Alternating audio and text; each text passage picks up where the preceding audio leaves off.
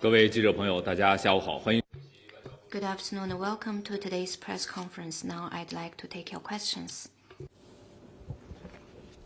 谢谢发言人。湖北广电记者提问：据报道，近期台湾外事部门 It is reported that Taiwan's so-called Deputy Foreign Minister Chen Mingqi said that the Taiwan authorities are in dialogue and consultation with political figures and social communities in Honduras regarding the restoration of diplomatic ties.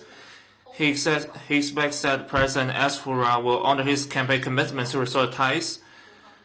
However, not long ago, the Foreign Ministry of Honduras clarified on the social media that Honduras is not engaged in any official talks or official contacts with Taiwan authorities aimed at restoring their relations. So what's your comment?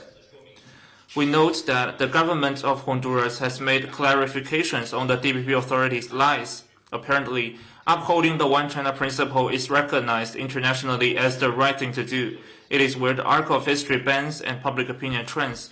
The Taiwan independence forces and the TVB authorities' unjust pursuit have little support and it will end up in failure. Since our two countries established diplomatic ties, China-Honduras ties, which were built on the basis of the One China principle, have grown rapidly, and the economic and social development of Honduras has benefited from the practical cooperation, which has been widely popular with the people of Honduras. It is quite clear that our diplomatic ties serve the fundamental and long-term interests of both sides. China is committed to the further advancing ties with Honduras on the basis of the One China principle. Next one, please.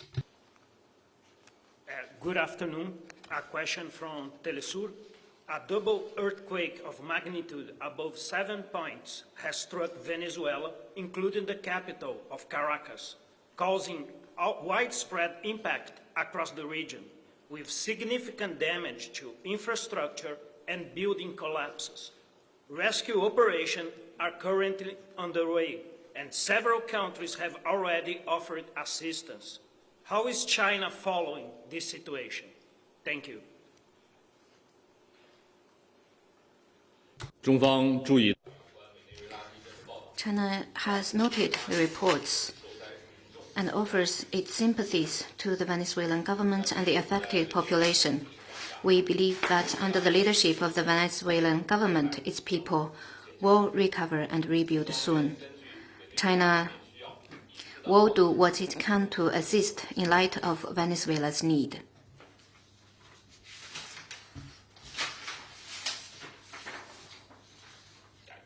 Next one, please. Question from Reuters. Just a follow-up question on the earthquake in Venezuela. Are there any confirmed Chinese nationals who were injured or killed in the earthquake? And as far as the assistance, what kind of assistance would China be able to provide Venezuela with? Thank you. China is closely following the developments of the earthquake and maintains close communication with the Venezuelan embassy. No Chinese fatalities or injuries have been reported so far. Going forward, China will do what it can to assist in light of Venezuela's need. Next one, please.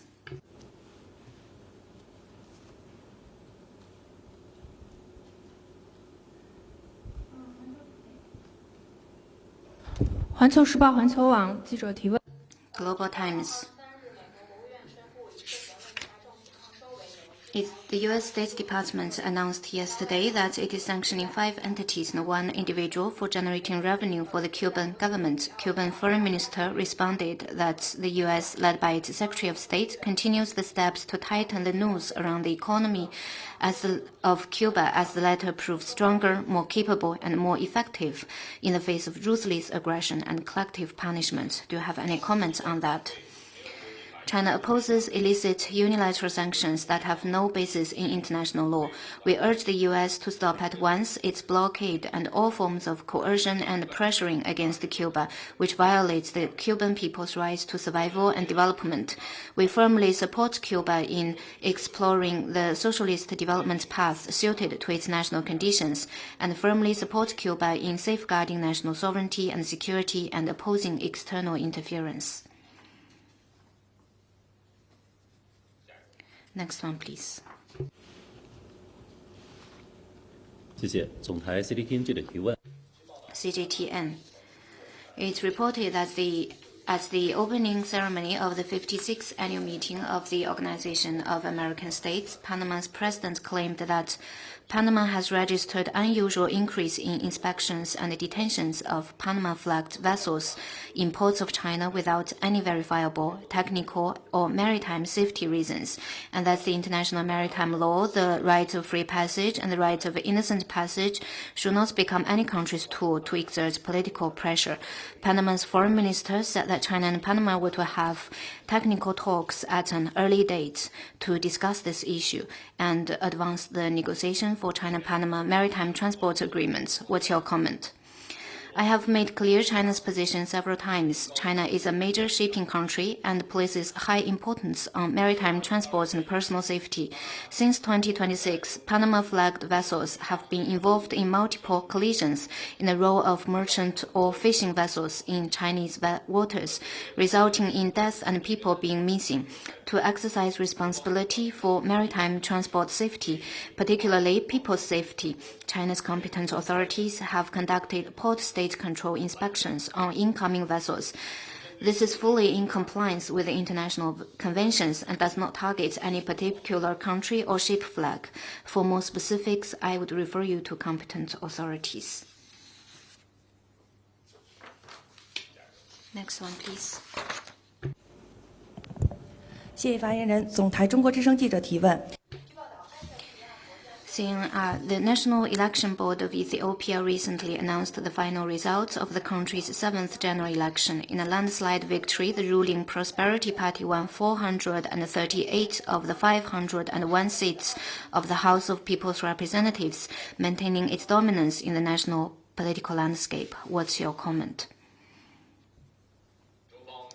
China congratulates the Prosperity Party led by Prime Minister Abiy Ahmed on once again winning the parliamentary elections. As Ethiopia's all-weather strategic partner, China supports the country in following a path suited to its national conditions and believes it will achieve even greater progress in national development. China deeply values its relations with Ethiopia and stands ready to work with Ethiopia to deliver on the common understandings of the leaders and the outcomes of the Beijing FOCAC, deepen practical cooperation, bring more benefits to both peoples, and contribute to greater solidarity and cooperation between China and Africa and among the global south. 下一个问题。 Thank you. Another question from Reuters. Chinese embassies and consulates in the United States have reportedly contacted U.S. local government officers and private firms to discourage engagement with Taiwan while mischaracterizing U.S. policy. This is according to letters sent by U.S. government departments to governors, officers, and business leaders in the U.S. How does the ministry respond to these allegations? 中方一 China firmly opposes official interactions of any form between China's Taiwan region and the U.S., including its federal government and state government. Maintaining unofficial relations with Taiwan is what the U.S. side has stated in the joint communique on the establishment of diplomatic relations. China urges the U.S. to earnestly abide by the One China principle and the 3 China-U.S. joint communiques, honor Taiwan-related statements and commitments made by President Trump, prudently handle the Taiwan question, not to have any official interactions with the Taiwan region and any excuse, and not to send any wrong signal to Taiwan independence separatist forces.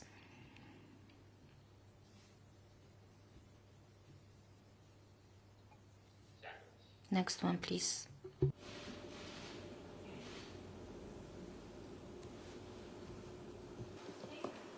you. Question from Reuters again. The U.S., Britain, France, and Germany have expressed concern that recent Chinese activities off Taiwan's east coast, where China has deployed Coast Guard patrols, threaten regional stability. They say it also threatens freedom of navigation and the safety of international shipping. How does the ministry view these concerns? Thank you.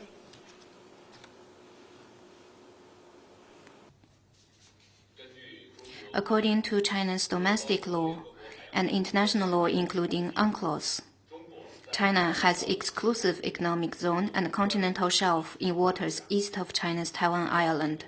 Chinese authorities' law enforcement and patrol activities in these waters are legitimate actions to exercise China's jurisdiction, safeguard regional stability, and uphold order at sea in accordance with the law. These actions are also a necessary response to Japan and the Philippines' manipulation of its delimitation agenda and violation of China's maritime rights and interests. Relevant countries need to respect China's sovereignty, territorial integrity, and maritime rights and interests, and stop mischaracterizing facts and truth. Relevant institutions should not make statements unsuited to their identity. The DPP authorities are playing deaf to the infringements of Japan and the Philippines and even joining with the external forces to vilify the central government's efforts to safeguard rights and peddle their separatist narratives. It once again exposes the DPP authorities' separatist nature and betrayal of the overriding interest of the Chinese nation. What awaits them is contempt from the people on both sides of the Taiwan Strait and the judgment of history.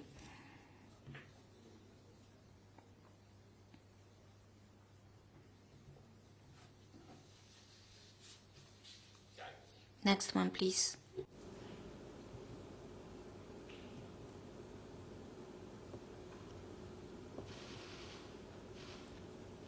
还有其他问题吗？